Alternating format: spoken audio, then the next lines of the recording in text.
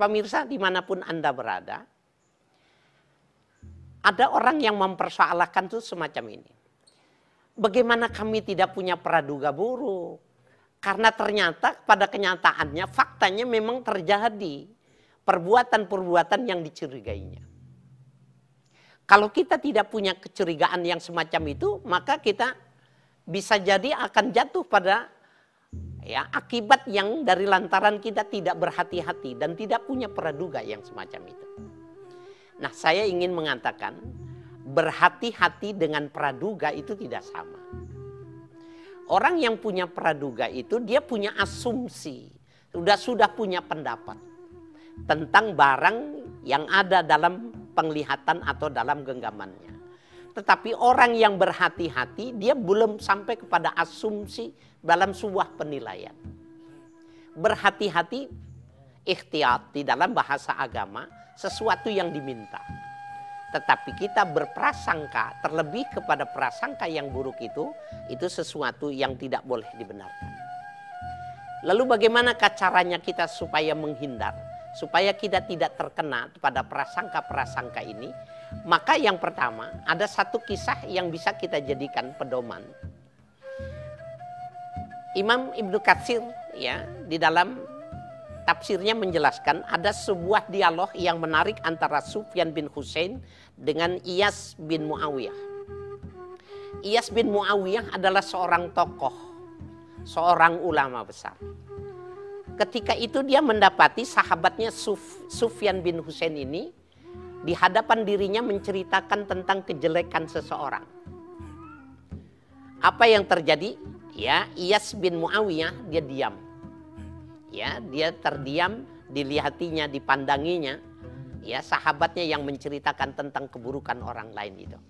Kemudian pertanyaan yang menjadi menarik, pertanyaan Iyas kepada Muawiyah, dia mengatakan gini, wahai Sufyan, apakah kau pernah ikut berperang, menjatuhkan Romawi? Dia bilang belum pernah. Apakah kau pernah perang menghadapi Turki sehingga Turki jatuh dalam genggaman? Dia mengatakan belum pernah. Lalu Iyas bin Muawiyah mengatakan, kalau orang Romawi, kalau orang Turki yang jelas-jelas dari musuhmu aman dari keburukanmu, bagaimana mungkin orang Muslim yang menjadi saudaramu tetapi dia tidak aman dari penilaian hatimu? Bapak saudara sekalian, para pemirsa, ibu yang kami hormati, dari kajian ini kita dapat cerita bahwa Ibnu Katsir menceritakan, maka Sufyan bin Husain mengatakan sejak saat itu aku tidak pernah lagi menceritakan keburukan orang lain. Nah, ini dialog yang menarik. Orang ini tidak dimarahinya, orang ini tidak dipukul, orang ini tidak dicaci maki, cuma diajak berdialog otaknya. Kau pernah tidak berperang atas nama agama untuk menjatuhkan, untuk mengalahkan bangsa tertentu? Tidak pernah. Kalau kau tidak pernah menjatuhkan musuhmu, kenapa kau jatuhkan saudaramu? Ternyata dengan dialog yang ringan semacam ini tetapi punya filosofi yang sangat dalam.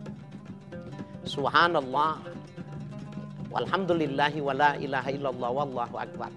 Betapa orang ketika dia pandai memahami sebuah filosofi yang begitu sangat dalam dan orang itu diajak untuk berbicara, ternyata perkataannya, pembicaraannya itu mampu mengerem dan itu menjadi rem yang pakem dalam sejarah kehidupannya. Sejak saat itu dia tidak pernah lagi menjelekkan, tidak pernah lagi berburuk sangka kepada orang lain. Itu yang pertama. Yang kedua, ada satu kisah yang menarik. Ada seorang wanita bersama pacarnya, kalau kita anggap sejoli gitu. Sejoli di bulan puasa Ramadan dia ternyata tidak berpuasa. Anak muda-mudi ini tidak berpuasa. Kemudian di bulan Ramadan bukan cuma tidak berpuasa, dia makan, dia minum, tetapi anak muda ini bersunda gurau. Sesekali bisa jadi terlihat ada perbuatan-perbuatan nakal yang dilakukan dari remaja yang sedang kasmaran yang semacam itu. Bagaimana komentar kita? Apa sikap kita kalau kita lewat dalam satu keadaan, satu daerah, satu taman di mana ada anak muda yang sedang bermesraan, makan minum di siang bolong di bulan Ramadan.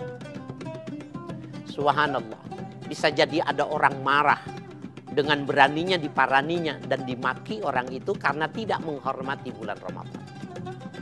Atau bisa jadi ada orang yang tidak berani tetapi dari jauh kejauhan disambitnya. Ya, tetapi dia tidak bertanggung jawab atas perbuatan yang dilakukannya. Atau bisa jadi orang itu melihatnya dengan muka yang marah tetapi dia tidak bisa melakukan kecuali itu.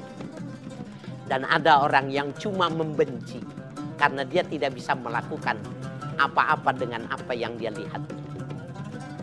Nah, yang menarik para pemirsa dimanapun Anda berada, ada orang yang berikutnya ini seorang alim lewat di dekat situ bersama murid-muridnya. Dan si orang alim ini melihat ada anak muda yang sedang pacaran, yang sedang mesraan, tidak berpuasa di bulan Ramadan, makan, minum, dan tertawa-tawa. Kemudian orang alim ini mengangkat kedua tangannya, didoakan. Allahumma farrihuma fil jannah kama farrahtal ana fid dunya.